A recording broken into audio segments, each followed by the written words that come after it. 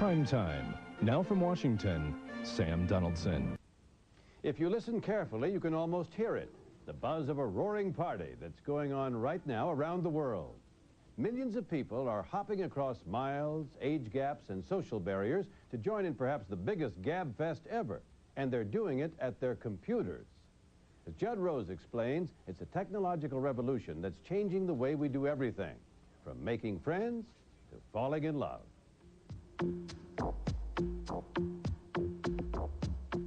When Jim McElhenney met Ann Kettner, it wasn't love at first sight. Do you remember the first communication that you had with him? Yeah, I told him to get lost. That's the truth. That's the truth. Okay, so you told him to get lost, but clearly things turned around. How did that happen? Just by talking to him, and he was nice, and he never gave me any of the come-on lines. It was always friendly, and... No, wait. You're telling me that guys use pickup lines on a computer? Mm-hmm. That's right, on a computer bulletin board, where by exchanging electronic messages, Jim and Ann got acquainted and fell for each other before they'd ever even seen each other. This wasn't love at first sight, it was love at no sight. This is really pretty bizarre, isn't it? If you don't know anything about computers, it's very bizarre. Even more bizarre than you think. Jim and Ann met on a board based in California, and only later found out that they were neighbors, living in the same town in Delaware. I didn't realize I could almost throw a stone and hit her house. I mean, that's the amazing part. Actually, it's all pretty amazing and confusing if you're one of those who can't tell a disk drive from a motherboard. There are about 92,000 bulletin boards around the world, many of them linked by a huge computer network called the Internet. During international crises like the Tiananmen Uprising in 1989 and the failed Russian coup 2 years later, bulletin boards were a vital source of information since they were nearly impossible to censor. Today in Croatia, where the government controls all the major media, one of the only sources of unfiltered news is Kat. Kat, a Dutch peace worker, writes Zagreb Diary, daily reports on life in the war zone to bulletin boards around the world. It's dangerous duty. Once a bullet went straight through his computer.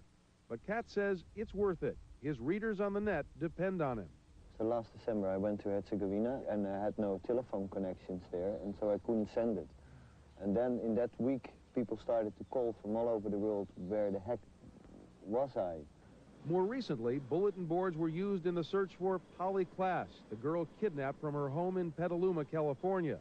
Posters with her picture were sent out in 9 languages to BBS users around the world. That's an audience of millions, especially when you consider that in some places, you don't even have to have a computer of your own to get access to a board. In San Francisco, all you have to do is go to one of 20 Bay Area cafes where SFNet has set up computer terminals. Hundreds of regulars pay to join in the chatter. 4 minutes for 25 cents. It's addictive. There were times that I would spend $10 in quarters a day. And that's a lot of money. And it's so fun to talk to people without those judgments.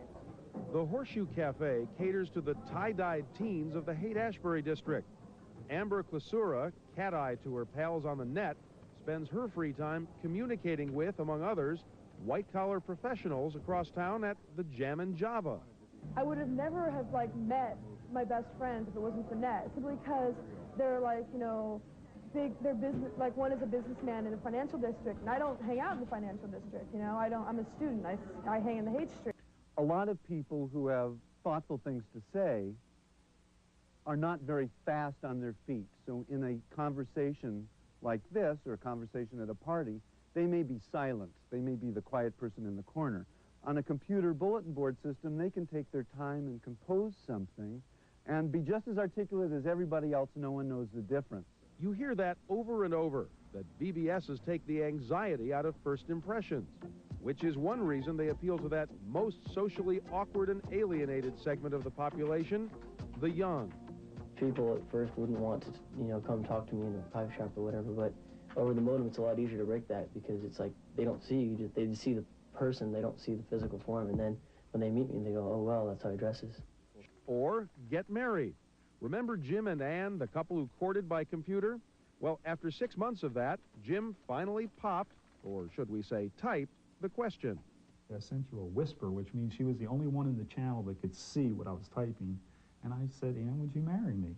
I'm a sucker for romance, Jim, but proposing by computer? Yeah. And it's not just chatting that's taking place in cyberspace. There's a lot of buying, too. You can order anything